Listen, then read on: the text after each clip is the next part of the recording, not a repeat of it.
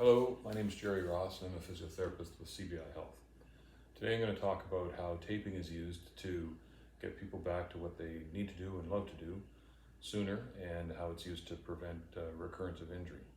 Taping is part of a comprehensive plan that uses a variety of approaches to accelerate recovery, make it as complete as it can be, and again prevent recurrence.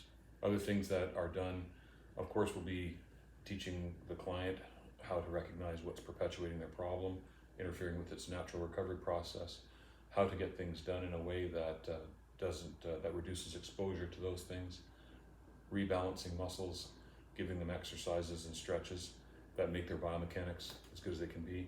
Sometimes coaching in regards to technique for certain sports and activities that again make your body move in the best way possible so all of its parts can heal more quickly and stay well.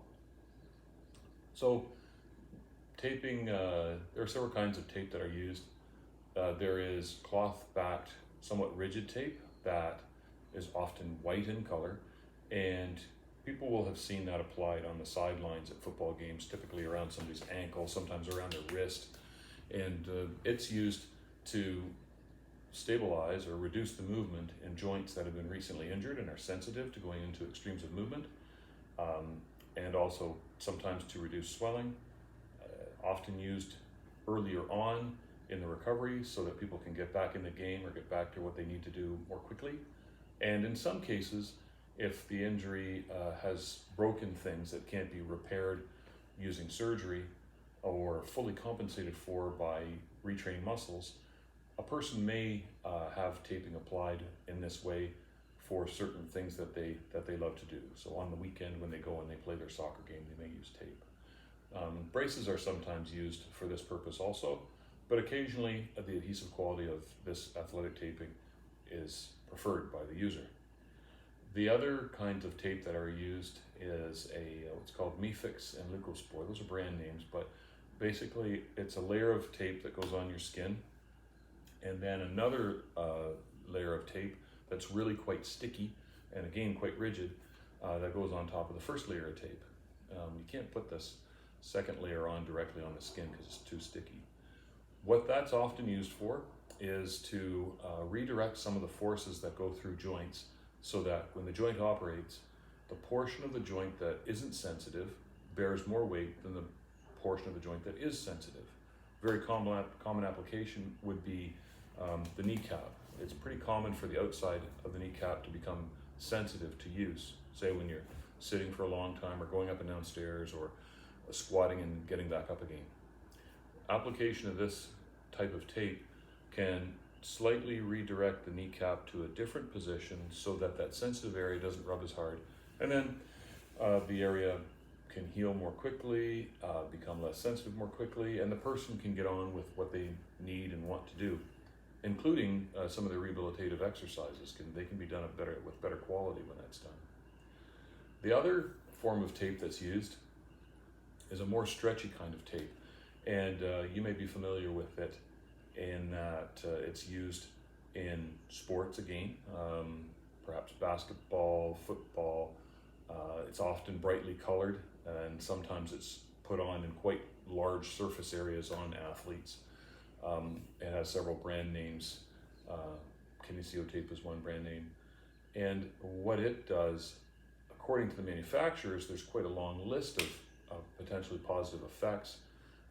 And from a physiotherapy perspective, myself, I put it on to increase a person's awareness of where their body is in space so that they get a very gentle, almost subconscious correction of how to be when you're sitting, perhaps typing your workout, or when you're moving, say when you're throwing a baseball pitch.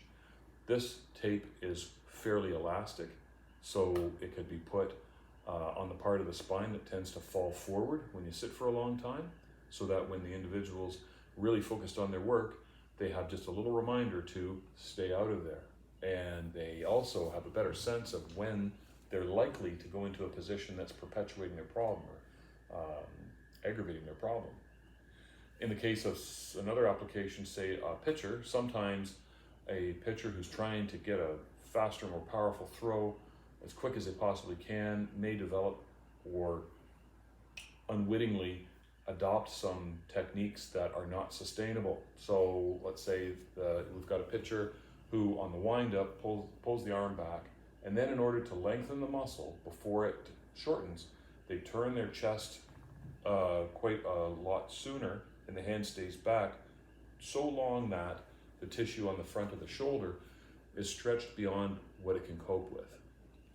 So as a way to learn how to throw slightly differently, this stretchy tape could be applied across the front of the shoulder, and when the person gets the wind up, they get a little bit of a increased self-awareness of when this tissue is stretched close to but not past where it should go. And in that way they can learn how to throw somewhat differently.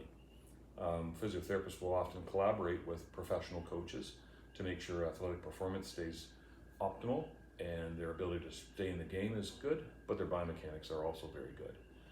This taping technique, or several taping techniques, including the one for the ankle and the one for the knee, we will teach sometimes parents, sometimes the athletes themselves, and sometimes non-athletes, of course, people who just want to get through life, how to do the taping themselves when it's feasible and when it works well. That way they can have a fresh tape on with optimal performance from the tape before they do their activity. So to summarize, taping is used to hold things still that are sensitive to varying degrees, all the way from holding it quite still so it's protected like a somewhat flexible cast, to increasing a person's awareness of where they shouldn't go past. And it is part of a program of rehabilitation that includes other things. It's very rarely that it would be used as a standalone treatment. And it can be taught to people, certain techniques can be taught to people so that they have more independence in their rehabilitation and they can enjoy what they wish to do and participate in what they have to do quicker and with less chance of recurrence of injury. So I hope this information has been helpful to you, and I hope you stay active and stay well. Thanks for your attention.